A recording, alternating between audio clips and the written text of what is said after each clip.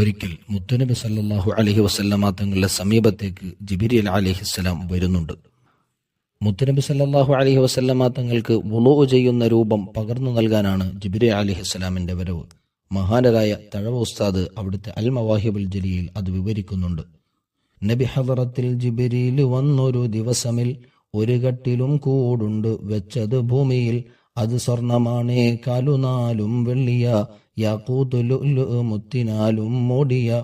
മുത്തുനബി സല്ലല്ലാഹു അലൈഹി വസല്ലമ തങ്ങളുടെ ഹദറത്തിലേക്ക് ജിബ്രീൽ അലൈഹിസ്സലാം ഒരു കട്ടിലുമായി വന്നു. കട്ടിലിന്റെ പ്രത്യേകത എന്താണ്? സ്വർണത്താലുള്ള കട്ടിലാണ്.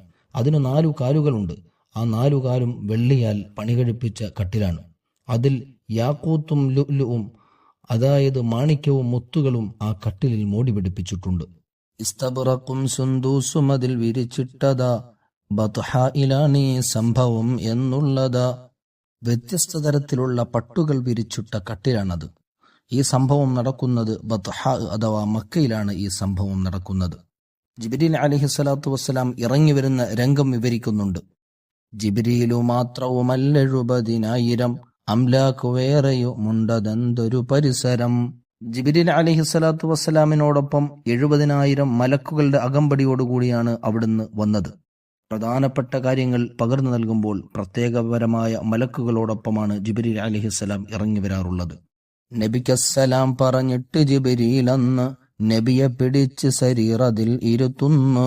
മുത്തനബി സല്ലല്ലാഹു അലൈഹി വസല്ലമ തങ്ങളോട് സലാം പറഞ്ഞിട്ട് ജിബ്രീൽ അലൈഹിസ്സലാത്തു വസ്സലാം ആ കട്ടിലിൽ മുത്തനബി സല്ലല്ലാഹു അലൈഹി വസല്ലമ തങ്ങളെ ഇരുത്തി. ജിബ്രീൽ അടിച്ചു ജനാഹ കൊണ്ടുടൻ ഭൂമിയിൽ, അത് പൊട്ടി വെള്ളം പൊങ്ങി വന്ന മാത്രയിൽ. അവിടെ ഇരുന്നു കൊണ്ട് ജിബ്രീൽ അലൈഹിസ്സലാത്തു വസ്സലാം അവിടുത്തെ ചിറകുകൾ കൊണ്ട് ഭൂമിയിൽ അടിച്ചു. അടിക്കേണ്ട താമസം ആ ഭൂമി പൊട്ടി വെള്ളം ഉയർന്നു വന്നു. പിന്നീട് ജിബ്രീൽ വുളു എടുത്തു. അതിൽ നിന്ന് 3 വട്ടം അവയവും കഴുകുന്നു. 3 വട്ടം തന്നെ വെള്ളം വായിലും കൊടുക്കുന്നതായി ജിബ്രീൽ പിന്നത് മൂക്കിലും. പൊങ്ങി വന്ന വെള്ളത്തിൽ നിന്നും ജിബ്രീൽ അലൈഹിസ്സലാത്തു വസ്സലാം വുളു എടുത്തു. ഓരോ അവയവങ്ങളിലും 3 തവണ വീതം വെള്ളം ഉപയോഗിച്ചു. 3 വട്ടം വായയിലും 3 വട്ടം മൂക്കിലും. എഴുന്നേൽക്കു നബിയെ, ചെയ്യണം ഇതുപോലെ, ഞാൻ ചെയ്ത രീതിയിൽ തന്നിതും വഴി പോലെ.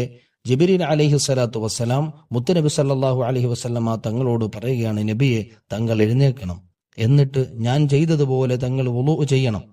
ഇതു കേട്ടു നബി അതുപോലുടൻ ചെയ്യുന്നതായി. അതിൽ പിന്നെ ജിബ്രീൽ തങ്ങളോടുണർത്തുന്നതായി, ഇതുപോലെ ചെയ്തവനുള്ള ദോഷം സകലതും പൊറുക്കപ്പെടും, അകറ്റും ജഹന്നം തന്നതും.